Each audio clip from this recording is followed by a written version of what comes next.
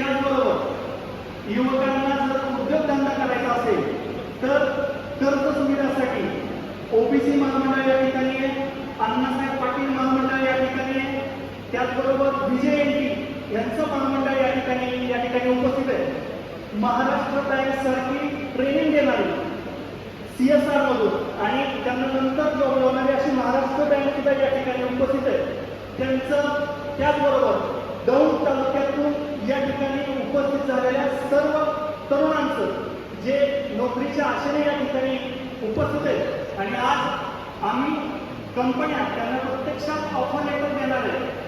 आज किमान 1200 वॅकन्सी अनेक कंपनीतून या ठिकाणी निर्माण झालेल्या आहे आणि तुम्हाला त्या द्यायचं.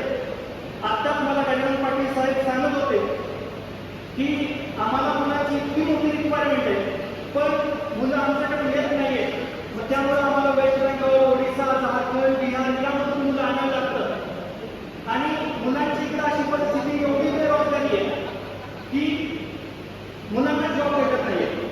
तेच माननीय श्री नामदेवराव आठवले यांनी ओळखलं आणि कुठेतरी bridge between candidate and company हा इथं घडून आणण्याचं काम त्यांनी केलेलं आहे. त्यांचा जेव्हा खोज झाला त्यावेळेस म्हणजे की माझ्या दौंड परिसरामध्ये खूप बेरोजगार स्टुडंट आहेत, त्यांना वेगवेगळ्या ऑपॉर्च्युनिटी आपल्याला द्यायला पाहिजे आणि त्यांच्या नियोजनाखाली हा कार्यक्रम झाला. पवार साहेबांनी आपल्यासाठी त्यांच्या एवढ्या बिझी शेड्यूलमधून वेळ दिला म्हणून हा सगळं व्यवस्थित नियोजन झालं. त्यांनी कंपनी प्रतिनिधीशी पण चर्चा केली, त्यांच्या असणाऱ्या समस्या जाणून घेतल्या आणि त्यावर उपाययोजना ते करणार आहे. पुन्हा एकदा माननीय श्री नामदेवराव पाटोले यांचं मी मनापासून त्यांना धन्यवाद देतो कारण त्यांनी हा सगळा कार्यक्रम इथल्या सुशिक्षित